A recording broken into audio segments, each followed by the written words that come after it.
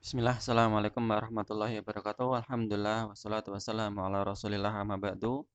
Kelas 9 Putra untuk pelajaran tafsir. Dan nanti di menit kesekian nanti saya tulis di deskripsi nanti untuk pelajaran apa namanya tarikhnya bagi putra dan putri. Tayyib. Kita masuk ke pelajaran tafsir surat Al-Mujadilah ayat yang ke-11. Yang mana ini hanya ayat satu ayat saja. Tapi di sini kita diajarkan Allah Subhanahu wa taala adab-adab dalam menuntut ilmu.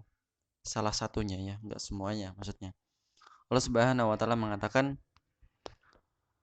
"Naam, a'udzubillahi minasyaitonirrajim. Ya ayyuhalladzina amanu idza qila lakum tafassahu fil majalis fafsahu yafsahillahu lakum." Hai orang-orang yang beriman, apabila dikatakan kepadamu berlapang-lapanglah dalam bermajelis, maka fafsahu, maka lapangkanlah. Maka Allah Subhanahu wa taala akan yafsahillahu lakum, Allah akan melapangkan segala urusan naam bagimu. Wa idza qilang suzu fang suzu. Naam, dan apabila dikatakan berdirilah maka berdirilah. Naam, yarfa'illahu alladhina amanu minkum waladhina utul ilma darajat. Karena Allah Subhanahu wa taala akan mengangkat di antara kalian orang yang beriman dan orang yang mempunyai ilmu beberapa derajat. Allahu bima ta'maluna khabir, dan Allah Subhanahu wa taala mengetahui apa yang kamu kerjakan. Ayat ini turun ketika terjadi enam sahabat dan juga Rasulullah SAW berada di tempat yang sempit. Tiba-tiba datang orang dari kalangan Ahlul Badar. Mereka nggak dapat tempat untuk mendengar wajangan dari Nabi SAW. Kemudian Rasulullah SAW meminta sahabat itu untuk memberikan tempat kepada Ahlul Badar. Dan beberapa orang tidak senang dengan perlakuan tersebut karena dia merasa aku sendiri yang gitu. Nah, kemudian turunlah ayat tentang adab bermajelis ini. Nah, penjelasan dan tafsir dari ayat tersebut yang pertama, tadi sudah saya jelaskan ya sedikit-sedikit. Kemudian yang perlu saya tambahkan di sini, ya rafa'illahu alladzina amanu minkum walladzina utul ilma darajat. Allah Subhanahu wa taala mengangkat kedudukan kaum mukminin, dan orang yang berilmu beberapa derajat dalam masalah keridhaan. Makanya ini keutamaan orang yang beriman dan dia berilmu. Allah Subhanahu wa taala bedakan antara orang yang beriman dan tidak berilmu dengan orang yang beriman yang menuntut ilmu. Faedah dan kesimpulan dari ayat ini, yang pertama, Islam memerintahkan semua perkara yang menjadi sebab terjadinya kecintaan. Salah satunya adalah melapangkan hati saudaranya, memberikan dia tempat.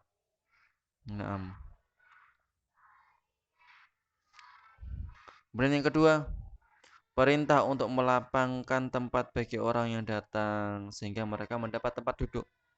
Kemudian yang ketiga, setiap orang berhak untuk menduduki tempat yang telah dia duduki sebelumnya. Ini kalau memungkinkan untuk duduknya. Kalau enggak ya enggak, udah, antum lebih berhak. Jadi seperti ini, kadang orang nggak tahu diri. Sering saya lihat ya, bahkan di majelis ilmu, di kajian, misal kajian besar dulu sebelum ada pandemi, misal ada ustadz besar datang, Ustadz Syafiq misalnya atau Ustadz Firanda, itu masjid pasti full, penuh, mau duduk aja susah, full. Nah, ketika orangnya itu pergi mau ke toilet di tengah-tengah majelis, itu dia datang udah nggak tempatnya, dia tuh tidak ditempatin orang lain, ini nggak boleh, haram hukumnya. Nah, haram hukumnya menduduki tempat yang ditempati oleh saudara kita, yang kemungkinan saudara kita itu akan kembali duduk di situ. Nggak boleh hukumnya.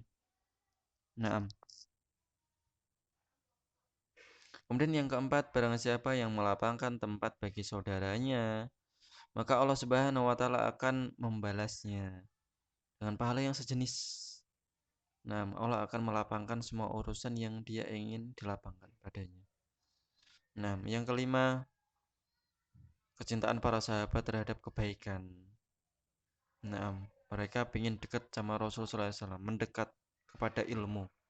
Kalau kita akan menjauh, ada wasilah ilmu, belajar online, nggak diklik, tinggal ngeklik doang dengerin. Dulu mereka, para sahabat bersemangat untuk mendengarkan ilmu. Yang keenam,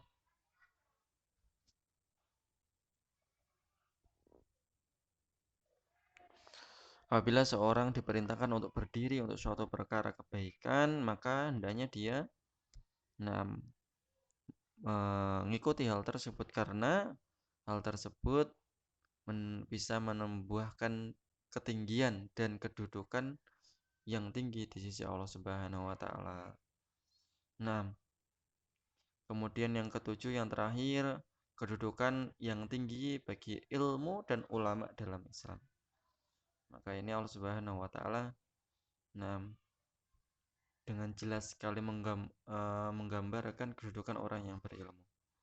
Maka barang siapa yang ingin dimuliakan di dunia dan di akhirat, hendaknya dia berilmu. Nah, taib. Kita masuk ke pelajaran selanjutnya, yaitu pelajaran tarikh.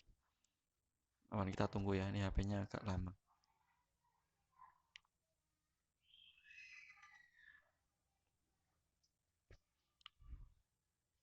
Jangan-jangan saya nggak punya filenya di HP ini.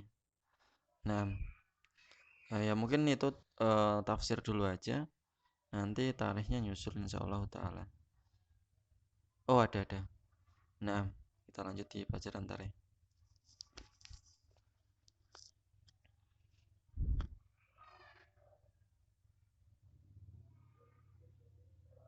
Kemarin kita sampai kepada masih di Daulah Umayyah ya. Oh, udah Daulah Umayyah 2 sudah selesai sepertinya.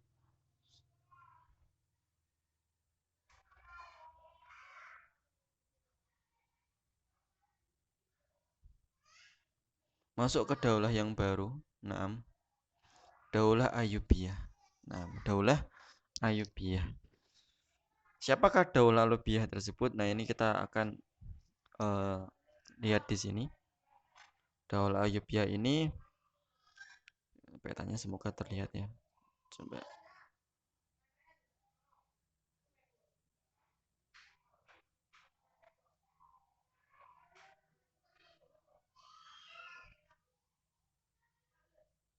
Syam, Mesir, kemudian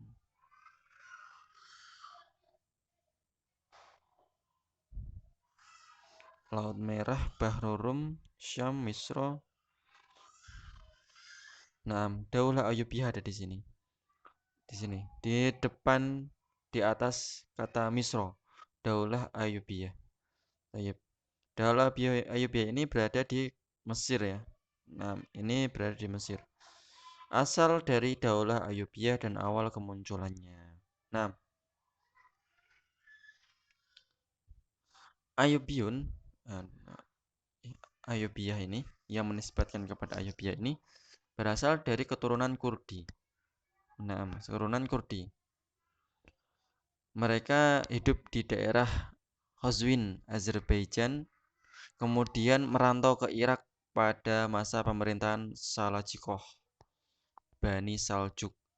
Tapi emang di sini tuh harusnya di masa Daulah Ayyubiyah, masa Daulah Abbasiyah, ada orang-orang Turki yang disewa oleh khalifah ya. Yang sudah saya ceritakan dulu, orang-orang Turki yang diimpor dari negerinya, yang mana orang-orang tersebut adalah Bani Saljuk, yang mana mereka setelah melemahnya Daulah Abbasiyah dan diserang oleh bangsa Mongol, nah maka Daulah Bani Saljuk inilah yang berkuasa di daerah Asia Kecil. Nah, kemudian kakek mereka yang bernama Syadi menjabat sebagai amir di wilayah Tikrit.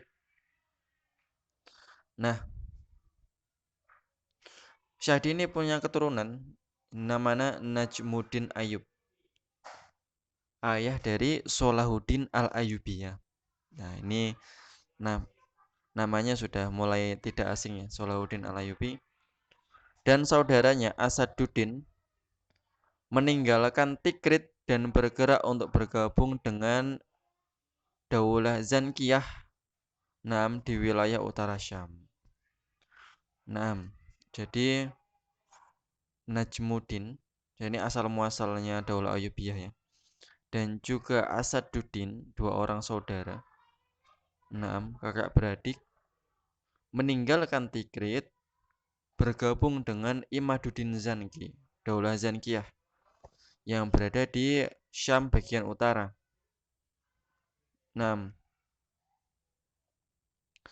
Kemudian Imaduddin, yaitu pemimpinnya Daulah Zankiyah, memberikan kedudukan yang tinggi di kalangan pemerintahannya kepada kedua orang ini, yaitu siapa?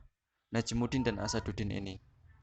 Kemudian keduanya terus bersama anak Imaduddin yang bernama Nuruddin Mahmud. Nah, ini juga sudah tidak asing lagi, keduanya bergabung dengan Nuruddin Mahmud dan melakukan perang salib yang pertama. Ini perang salib yang pertama. Keduanya bersama Nuruddin Mahmud, yang mana Nuruddin ini dari Daulah Zankiyah, plus Najmuddin dan Asaduddin, memberikan andil memperkuat Islam, menggabungkan Mesir dalam Daulah Zankiyah. Jadi Daulah Zankiyah melebarkan sayapnya ke daerah Mesir. Kemudian masuklah Mesir dan juga orang-orang salib yang di negeri Syam. Itu sudah terusir semuanya ke dalam Daulah Zankiyah, yang mana tadi dimenangkan oleh Nuruddin Mahmud dengan dua orang saudaranya, dua orang saudara jauhnya, saudara muslim dari negeri Tikrit. Yaitu Asaduddin dan juga Najmuddin.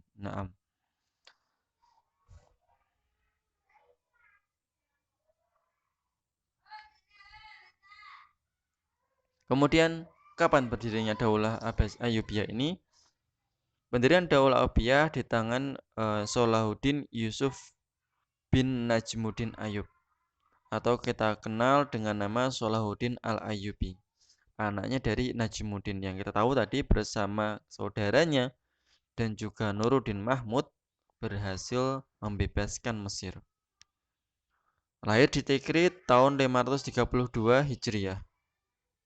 Beliau ini orang yang soleh, penghafal Al-Quran, ahli fikih juga, sastra Arabnya bagus dalam menunggang kuda, bagus dalam strategi perang. Pokoknya ini orang bagus.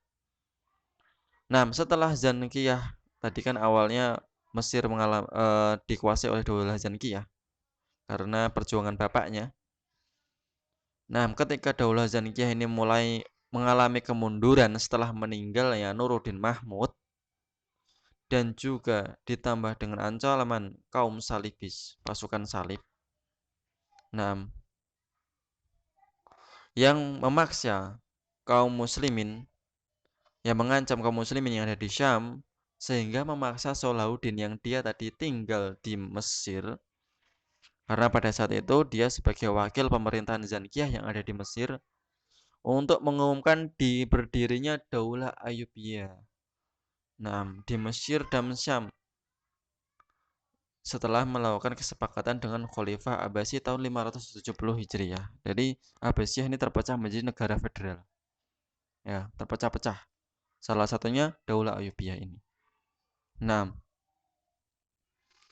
Kemudian Salahuddin memerdekakan, menginginkan Mesir ini menjadi negara tersendiri yang dipimpin oleh dirinya. Jadilah Daulah Ayyubiyah. Salahuddin menjadi penguasa, kemudian menyatukan wilayah Islam yang pada saat itu yaitu daerah Syam, sekitar Syam bagian utara, dan juga daerah Mesir untuk menyerang kaum salib dan terus melakukan jihad melawan mereka untuk mengusir mereka dari wilayah kaum muslimin. Nah, sekian ya. Kita awal ini dulu. Sudah 15 menit, nanti tidak kelamaan.